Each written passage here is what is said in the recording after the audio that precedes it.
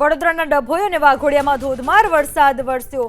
ગાજવીજ સાથે વરસાદથી વાઘોડિયામાં પાણી ભરાયા। ગુગલિયાપુરામાં જલારામ નગરીમાં પાણી ભરાયા। વડોદરાના દ્રશ્યો મેં આપને બતાવી રહ્યા છીએ। ડભોઈ અને વાઘોડિયા જ્યાં વરસાદી પાણી ભરાઈ ગયા છે, રસ્તો આખો પાણીમાં ગરકાવ થઈ ચૂક્યો છે। લોકોને ભારે હાલાકી। નીચાણવાળા વિસ્તારોના ઘરોમાં કઈ હદે પાણી ભરાઈ ચૂક્યા છે જોઈ શકાય છે। જલારામ નગરીમાં પાણી ભરાઈ ચૂક્યા છે।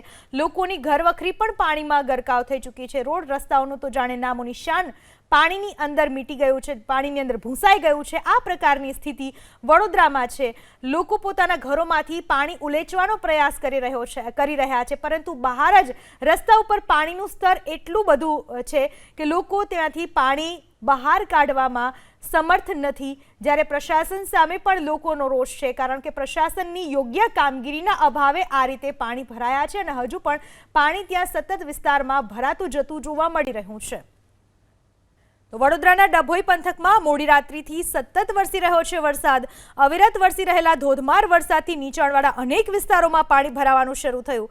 ડભોઈમાં છેલ્લા 15 કલાકમાં 4 ઇંચથી વધુ વરસાદ વરસતા નીચાણવાળા વિસ્તારોમાં પાણી ભરાયા।